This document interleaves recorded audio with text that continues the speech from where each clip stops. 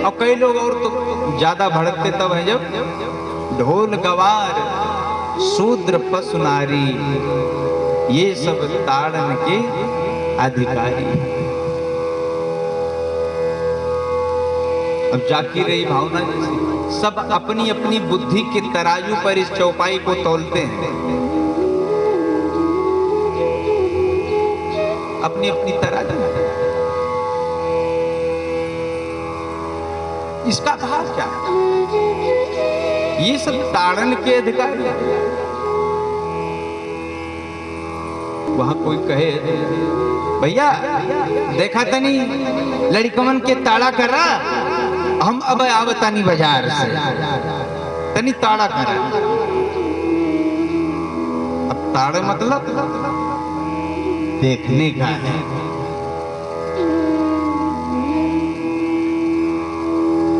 ताड़ने का मतलब ये नहीं कि मारने से है, ताड़ने का मतलब देखने से है। ढोल गंवार, ढोल महाराज अब ये लिए हैं। एक कार्यक्रम में 100 ग्राम पाउडर तो खाता ही बेचारा, ये तबला हराम। अब इतनी सेवा नहीं होगी तो कैसे काम चलेगा? इसको ताड़ना कहते हैं, इसका रख रखाव रखते हैं। यहाँ आने से पहले उसकी नस नस महाराज टोंक पीट के तब चलते हैं। इसको ताड़ना, ढोल गंवार। और गंवार की ताड़ना इसलिए, कभी अयोध्या आओ परिक्रमा में तब तो थोड़ा ज्यादा हाईटेक हो गए, नहीं पहले भैया हम फलाने की अम्मा बोल रही हैं, ए राम लखन हम मेलन बिछड़ गई, यहाँ पर खड़ी है पुलिस चौकी पर, पप्पू की अम्मा भी साथ में है, और जहां कहीं भी हो आवाज सुन रहे हो तो आ जाओ, हमें ले चलो भैया, ऐसे कहते हैं। ये गंवार की स्थिति है, तो उनको भी देखना जरूरी है, उनका भी संरक्षण बहुत जरूरी है। उनको मारना नहीं कहा गया। ढोल गंवार और शूद्र,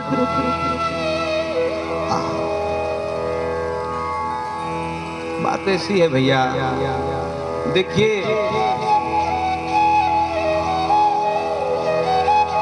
आजकल समाज जातिवाद में बट गया है। जाति का मतलब हम ठीक से समझ नहीं पाए, या तो या आप समझना नहीं चाहते। जब हम किसी के महाराज गाड़ी पर लिखा देखते हैं ना यदुवंशी राजवंशी, अच्छा लगता है। उनको उनकी अहमियत पता चली। वो खुद दबे हुए थे, किसी ने दबाया वबाया नहीं है ना। राम जी के दरबार में बराबर सम्मान था। अच्छा एक बात, तुलसीदास जी की जाति क्या है? ब्राह्मण है ना। और राम जी कौन सी जाति है? क्षत्रिय है। तो अब जातिवाद होता तो उनकी कथा क्यों लिखते? इतनी मेहनत कोई ठाकुर की। जातिवाद को अपना अभिमान बनाओ, जातिवाद से वैमनस्यता नहीं करनी चाहिए।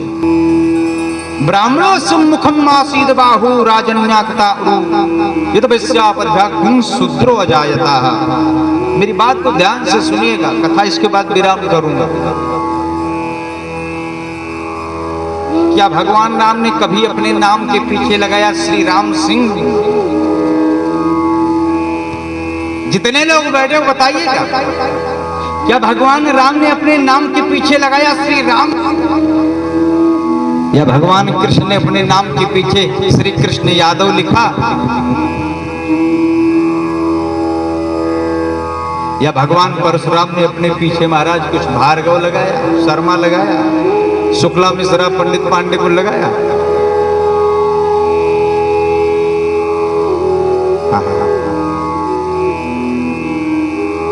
शूद्र का मतलब क्या है, वैश्य का मतलब क्या है। अरे शूद्र सबका आधार है। अगर पैर कट जाए,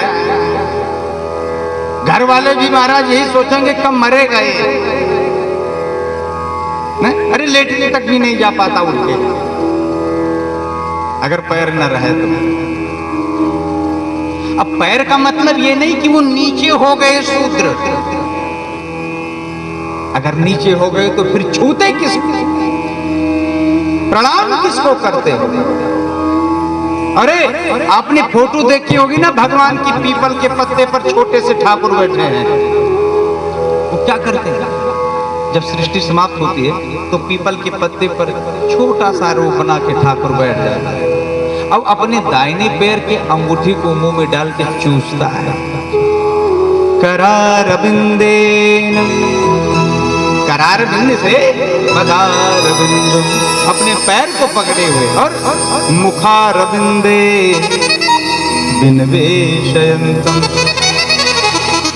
उसी पैर को चूसते हैं ठाकुर हमारे।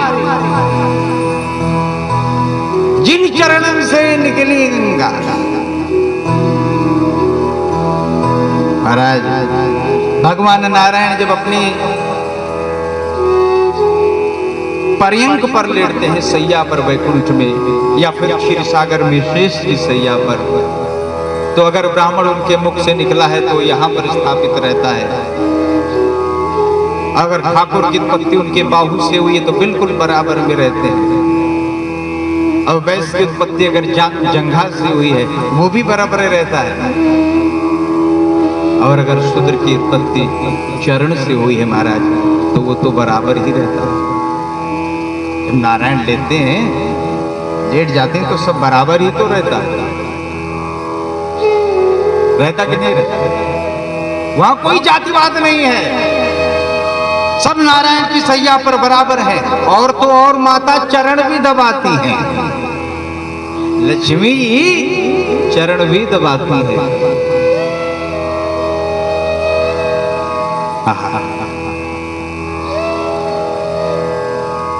गिलाने की बात नहीं, कुंठा की बात नहीं। एक मैं उदाहरण दूंगा आपको, उसी के साथ ही चैप्टर यहीं क्लोज करूंगा। पहले के जमाने में पांडे जी, आजकल के बच्चे तो नहीं जान पाएंगे, लेकिन हमारी सबकी उम्र वाले आप सब जानते होंगे। पहले जमाने में एक तंबू लगाया जाता था। जब बारात वरात आती थी तो लगाया जाता था। अब आजकल तो हमारा जी लगा दिया पाइप, उसमें डाल दिया, पर्दा बांध दिया। पहले से नहीं था। जो तंबू लगता था उसमें ऊपर वाली जो चादर थी पहले उसको बिछाया जाता था, है ना, और उसमें बड़ी बड़ी रस्सी लगी होती थी। अब बांस के डंडे रहते, उसमें महाराज एक छोटी सी सरिया निकली रहती थी, और खूंटा चार काटा जाता था। जितने खंभे उतने खूंटे। तो जहां बारात टिकनी होती थी तो पहले उसको बिछाते, फिर लोग उसमें बांस डालते और लोग मिल करके उसको खड़ा करते, फिर खूंटा गाड़ा जाता, फिर वो रस्सी जो है उसी खूंटे में बांधी जाती। पहले के जमाने में पांडे जी, आजकल के बच्चे तो नहीं जान पाएंगे, लेकिन हमारी सबकी उम्र वाले आप सब जानते होंगे। पहले जमाने में एक तंबू लगाया जाता था। जब बारात वरात आती थी तो लगाया जाता था। अब आजकल तो हमारा जी लगा दिया पाइप, उसमें डाल दिया, पर्दा बांध दिया।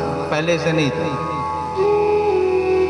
जो तंबू लगता था उसमें ऊपर वाली जो चादर थी पहले उसको बिछाया जाता था, है ना, और उसमें बड़ी बड़ी रस्सी लगी होती थी। अब बांस के डंडे रहते, उसमें महाराज एक छोटी सी सरिया निकली रहती थी, और खूंटा चार काटा जाता था। जितने खंभे उतने खूंटे। तो जहां बारात टिकनी होती थी तो पहले उसको बिछाते, फिर लोग उसमें बांस डालते और लोग मिल करके उसको खड़ा करते, फिर खूंटा गाड़ा जाता, फिर वो रस्सी जो है उसी खूंटे में बांधी जाती। देखें, बांस अलग, रस्सी अलग, खूंटा अलग, और ऊपर का तंबू भी अलग। अब बताइए, पंडाल अगर खड़ा होगा तो क्या किसी की एक सहयोग के बिना खड़ा हो पाएगा? अगर तंबू रहे, ऊपर वाला कपड़ा, बांस भी रहे, रस्सी भी रहे और खूंटा न रहे, तो क्या वो खड़ा हो पाएगा? खूंटा रहे, रस्सी रहे, बांस रहे, ऊपर का तंबू ही न रहे, तो क्या वो खड़ा हो पाएगा? ऊपर का तंबू रहे, खूंटा रहे, रस्सी रहे और खंबा ही न रहे बांस, अरज खड़ा हो पाएगा? और खंबा रहे, खूंटा रहे, ऊपर का छत्र रहे, रस्सी ही न रहे, तो क्या वो खड़ा हो पाएगा? नहीं हो पाएगा। चारों के मिलने पर ही वो खड़ा हो पाएगा।